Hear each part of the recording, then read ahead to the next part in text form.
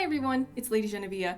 First things first, if you have not already watched the new Netflix series Cursed, then I would highly recommend that you do so that you do not get spoiled by all of the things that I will be discussing in depth in this video. If you are one of my regular viewers, then you will already know that I posted a review of the full season, discussing things to do with the plot and the characters, and in that video I mentioned that I was thinking about possibly doing a video essay about Cursed. That's what we will be doing today. So, let's talk about how the Weeping Monk became my favorite character. Cursed on Netflix is a show that gains momentum at an exponential rate over the course of its first season. Viewers are gradually introduced to the various heroes of the story, Nimue, Arthur, and Morgana, and the character flaws and emotional baggage that each one of them must grapple with internally while also fighting external threats. Gradually, we learn about the different factions in the universe, many of whom are fighting for power in one way or another. There are the royals who want to maintain their traditional place as rulers of their kingdom, the King of the North who wants to take the throne for himself, a band of northern outsiders led by Red Spear who is on a vengeance quest, the Red Paladins who are on a self-proclaimed holy quest to kill all Fae folk, and the many types of Fae that must band together to ensure their survival. When it comes to the show's perspective on morality, there is a large tendency for the Fae to be heroes and the non-Fae to be villains, but that's more so due to fear of the other being such a central theme of the story. If you're unfamiliar with the expression fear of the other, or even just the word other being used as an academic term with a capital O, to put it simply, the other is a term that can be applied to any sort of outgroup that tends to be dominated and discriminated against by the in-group that holds the power and deems members of the other as lesser. Such eyes. Yet infected just the same. Uncanny. He almost passes for human.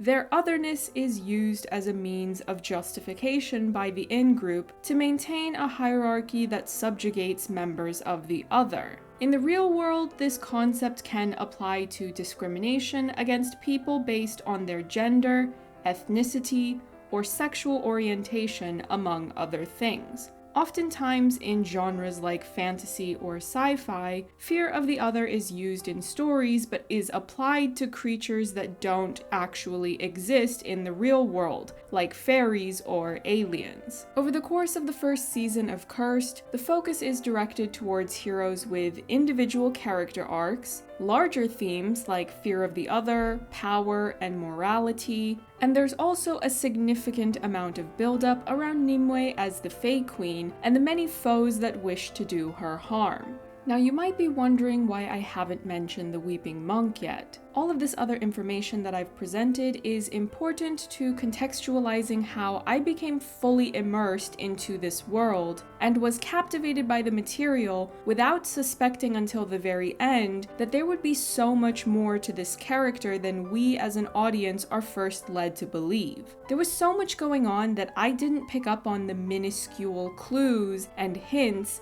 that were always there, but I didn't fully notice or understand until I had seen the entire season and went back to rewatch it.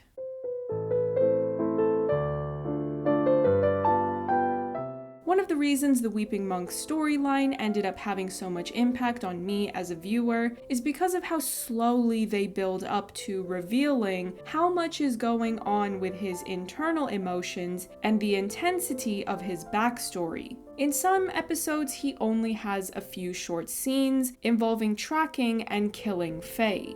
In episode 6, he's entirely absent until the very last minute when he shoots an arrow that kills Mogwon and fires another arrow towards Arthur that's left as the episode's cliffhanger. Structuring a show for Netflix is different to structuring a show for another network or streaming platform. There are no commercial breaks, and all of the episodes in a single season will be released at once. As many viewers will binge all of those episodes in one sitting, you can push your characters to darker places and more easily pull them back towards redemption and have the audience accept it than if the audience had to sit with these characters for weeks or even months of them being dark and menacing villains, enacting genocide against an entire race of people. The extremely slow pace of revealing who the Weeping Monk is doesn't end up feeling drawn out because of how much else is going on with the vast ensemble of characters and how spread apart they are across the show's universe,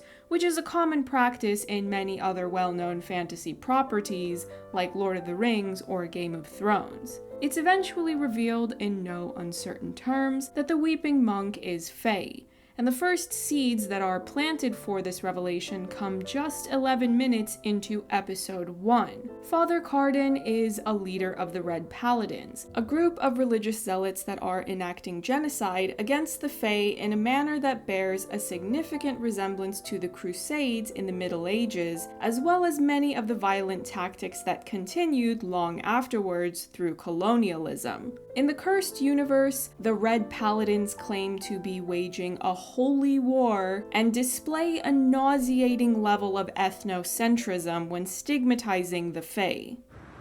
God created most of us in his image.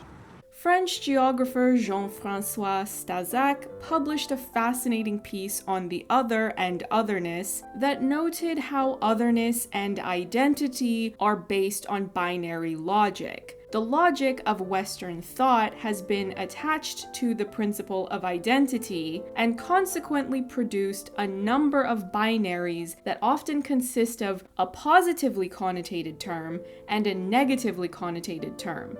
And many of these binaries exist both in the real world's current events as well as the Cursed universe. Some of these binaries that are presented in this fantasy series, according to the language and ideology of the Red Paladins, include male-female, man-animal, believer, and non-believer. No one is safe from Father Cardin and the Red Paladins, not even a small ginger boy who is revealed to be Fae when his hand touches a leaf and then transforms to resemble it. When the Weeping Monk's hand has a similar transformation later on in the series, I had originally wondered if this boy, shown in the series opener, was actually a flashback to the Weeping Monk at a younger age. But considering the difference in hair color and the lack of a text display to indicate this as an event from a different time period than the rest of the episodes, I came to the conclusion that this boy was just another victim to the violent ideology of the Red Paladins and the church they answer to. The Weeping Monk has an uncanny ability to track down Fae,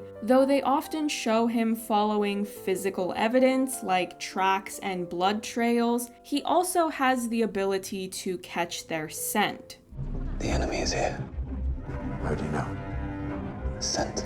Fae kind. This suggests that something more is going on with this character than just him being another soldier that's very good at being a weapon for the Red Paladins. But in the midst of everything else going on, it isn't quite enough to blatantly indicate the truth about his heritage to a first-time viewer. What ultimately gave away his Fae origins to me personally as a viewer was when he knew the main mantra of all Fae folk. Born in the dawn. To pass in the twilight. Born in the dawn. To pass in the twilight! There are many different kinds of Fae, but in general, this phrase is something that they use consistently throughout the series, and it is also a means of distinguishing their culture from the human groups of Red Paladins, the Royals, and the Northerners. And that was all the information I needed to know that he was secretly a Fae. At the end of the season, we are given a more concrete backstory of the Weeping Monk. Father Carden spared him from being yet another casualty of their violent dogma because of his abilities to track other Fae. Let me find her, Father. I need you to kill every Fae in this world. Though they don't explicitly state how old he was when Father Carden took him in, the implication is that he was at a young enough age to still be highly impressionable and more vulnerable to being indoctrinated into the rules and culture of the church. Father Carden has instilled a deep sense of self-loathing in the Weeping Monk, as we can see scarring and fresh wounds on his back that imply he partakes in the old Christian custom of self-flagellation. Whitsett and Kent published an article on cults and families that contained a lot of information that is applicable to how the Red Paladins have impacted and shaped the Weeping Monk's development. Cults often demand commitments that parallel those made by dysfunctional and often abusive families in society. The Red Paladins are no different in this regard. The Weeping Monk has been kidnapped and indoctrinated into the Red Paladins, but also remains an outsider to them because he's actually Fae. Hold. He almost passes for human. Some can, yes. And that's how they spread. With all due respect, Your Majesty, the cleansing of the Fae is an act of charity, the act of a friend. The Red Paladins are entirely focused on hunting down and exterminating the Fae. All the Weeping Monk does with his time is aid this cause. He has no friends, no family, and no connections outside of the Red Paladins. He has been completely isolated and brainwashed for the sole purpose of serving this group. I forced you into one of our sharpest blades. Cults often use language to describe themselves using family images, particularly where the leaders take on parental roles. Same track, same girl. Let me find her, Father. She taunts you, my son. She taunts you with your dead brothers. Do you love me, Father? Cults will break down individual and family boundaries by implementing a number of measures, such as intensive resocialization into the new deviant beliefs and behaviors, the demonization of people's pre-cult lives, You are demon-born, an abomination in the eyes of God. intense punishment and shaming regimes. Why would you embarrass me? Cults play into the same type of binary thinking that is a crucial component of fear of the other. The Red Paladins are just like any other cult in that they have a strong us versus them mentality and instill that in their members, who can consequently experience a reduced psychological stress because of the certainty they have in their version of the truth and all the delusions of it. We are saving souls. Your soul. I'll pray for you. And die for you. However, psychologists have concluded that the highest level of cognitive and psychological development is being able to live with the ambiguities of life.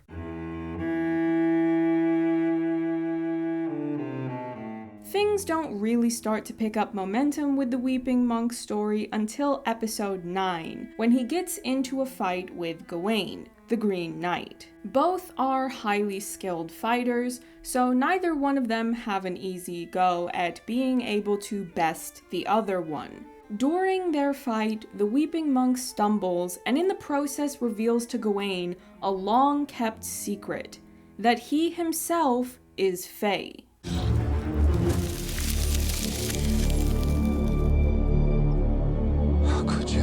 The Weeping Monk eventually wins this fight and takes Gawain back to the Red Paladin camp. Father Carden is eager to send him off to be tortured for information, but Gawain first drops hints to him about what he's just learned. I know many things, many secrets.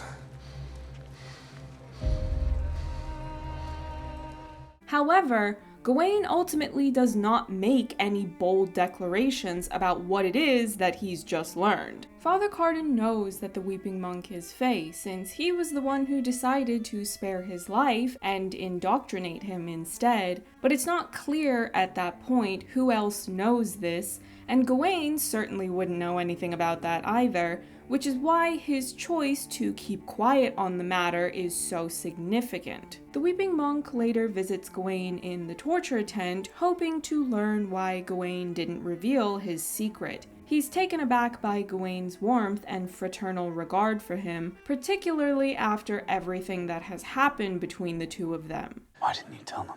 You could have told them, but you didn't. Why?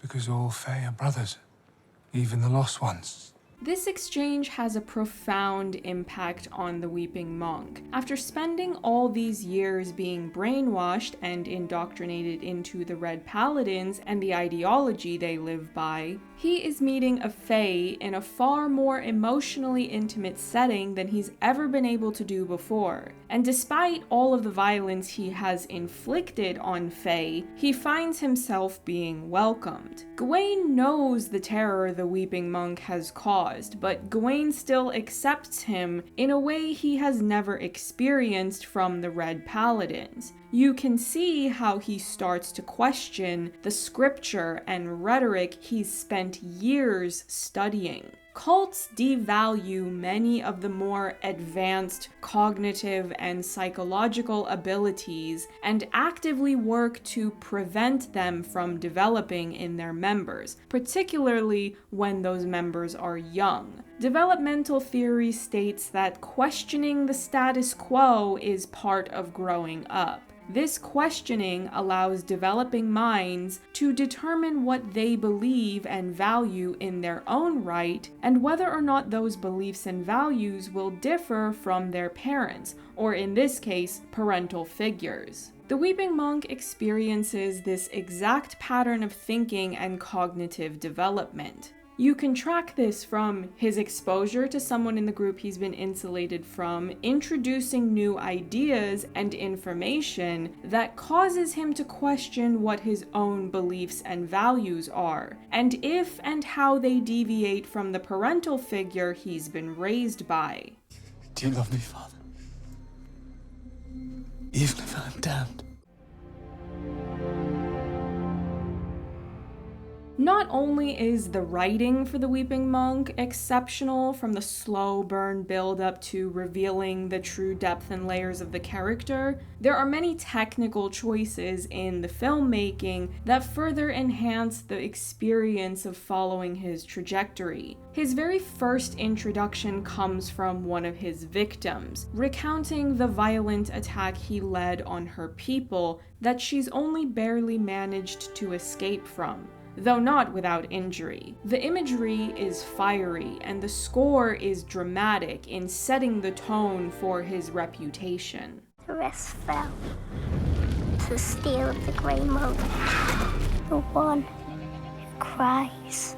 The further glimpses we get of his character are of him shrouded in darkness, quite literally, as his oversized hood casts a permanent shadow over his visage. The markings under his eyes further enhance the aesthetic of this character, to the point that we don't know if this is war paint or tattoos, but regardless, we just buy into the legend and reputation of this character. Eyes are often referred to as the window to the soul, and with little else to judge this character on physically, this coverage of his body and even his head is essential because it's hiding the external traumas that directly parallel his internal traumas. Don't be afraid, Ashman.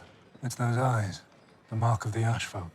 There haven't been any in these lands for centuries. The attention to detail in this reveal is fantastic for how it fits into the world building. We get mentions over the course of the series of different types of Fae, though it's not quite as thoroughly explored since there are more pressing matters for these groups of Fae to deal with, like fighting for their very survival, which doesn't leave much room to spout exposition about the variations in their cultures and traditions. However, Gawain, for whatever reason, knows what type of Fae the Weeping Monk is, and his explanation that this type of Fae are not normally present in this region would explain how the distinct facial markings under his eyes were not recognized sooner by the people he has encountered, whether human or Fae.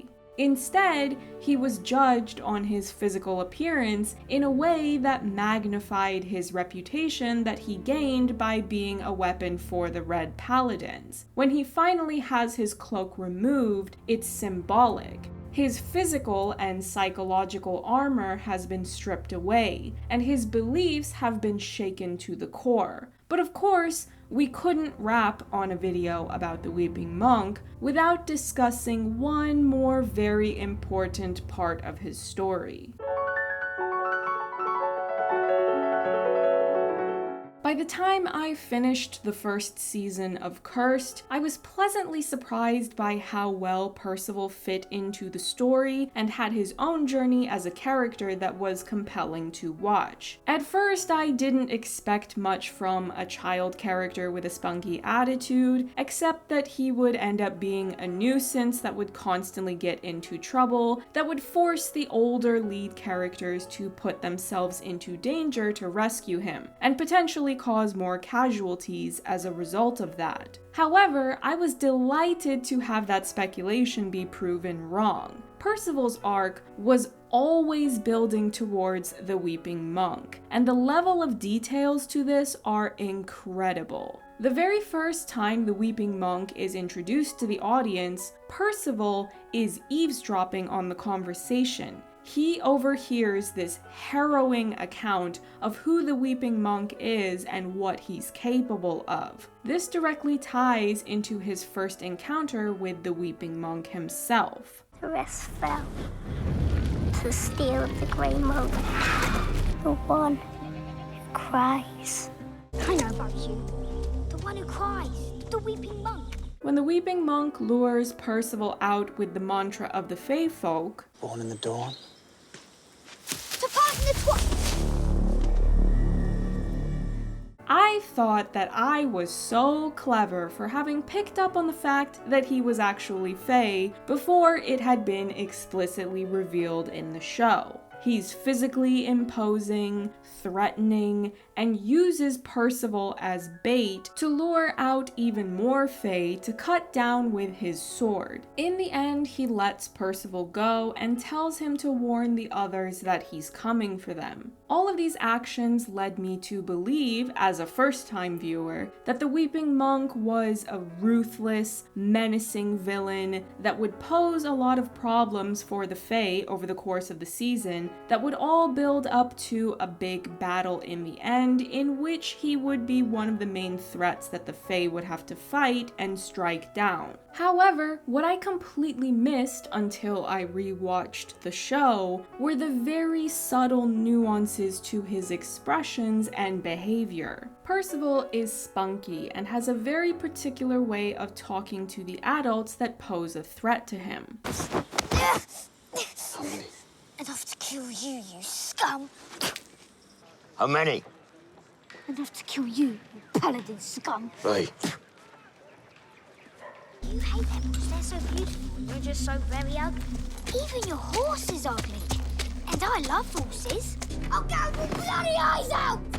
When the Weeping Monk pulls him back, there is an understandable level of annoyance, but there is not an angry energy or even any violent aggression. He ties Percival up to walk behind him while he rides a horse, but he keeps the horse's movements at a very slow pace. Even if you factor in his plan to use Percival as bait to lure out more Fae, He could have just as easily done more damage to Percival by dragging him behind him as the horse runs faster, and the noises from doing so could have alerted more Fae to come running to save him. But most significant of all is when he lets Percival go. The first time I watched this, I didn't think anything of him sparing Percival's life. Even Shan Yu left one survivor alive in Mullan when he wanted them to deliver a message. However, when you pay closer attention to Daniel Sharman's performance, Go.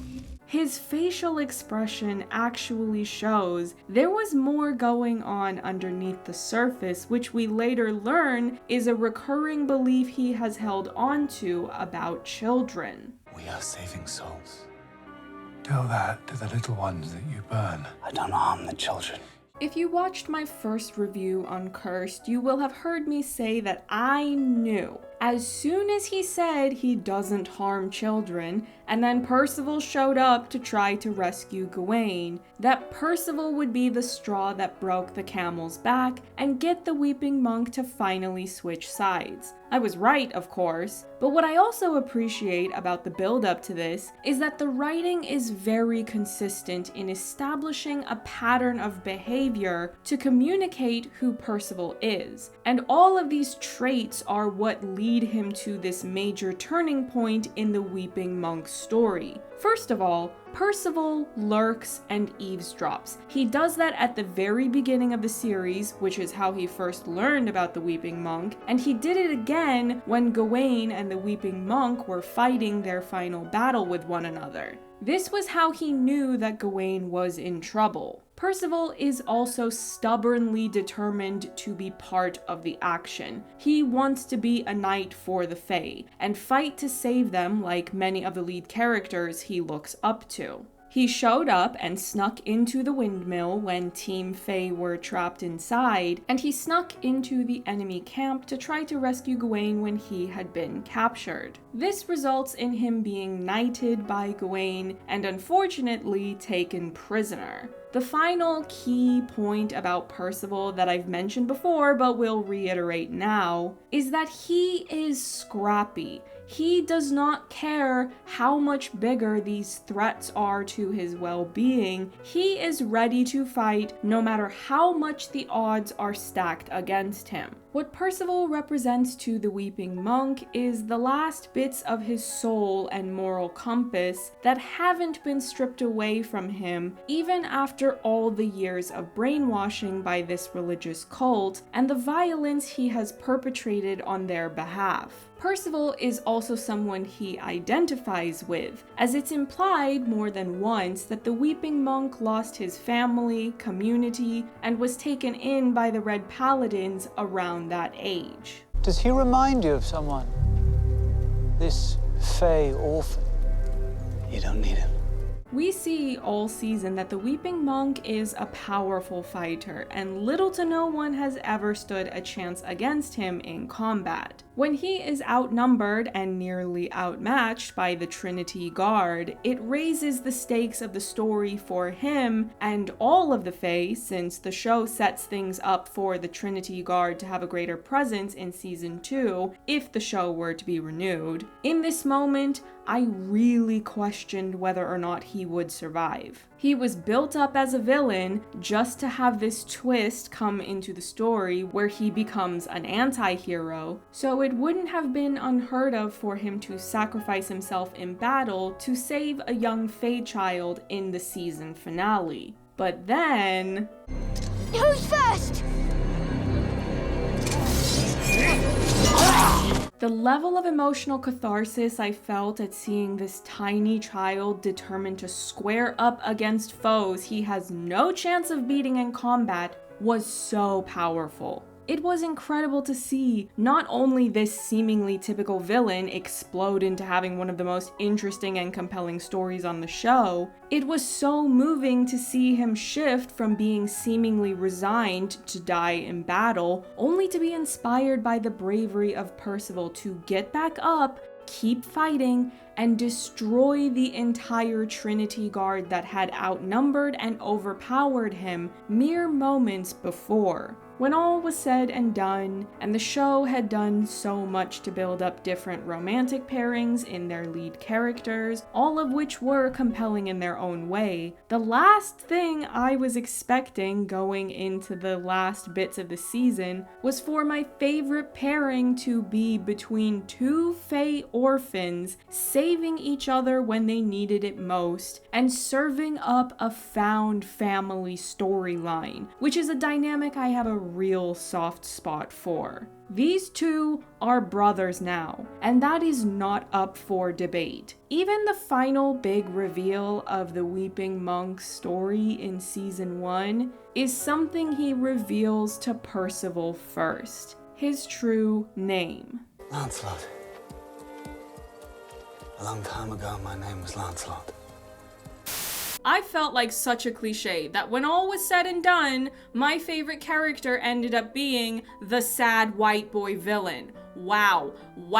I didn't think that was going to happen when I first started watching the series. It really wasn't until episode 9 that I went, oh, so that's what we're doing with this guy? When it comes to season 2 and Lancelot, the only thing I want to see in his story is him and Percival being brothers. I can see it now, when they arrive back to wherever Team Fae has set up camp since they don't have a home right now. Of course, there are going to be people there who will recognize Lancelot, and they're going to take issue with the fact that he's there, and they don't know anything about these Ash people. As far as we know, the only person who knew about the existence of Ash people was Gawain, and Gawain is sadly not around anymore. Did anyone else recognize Gawain from Misfits?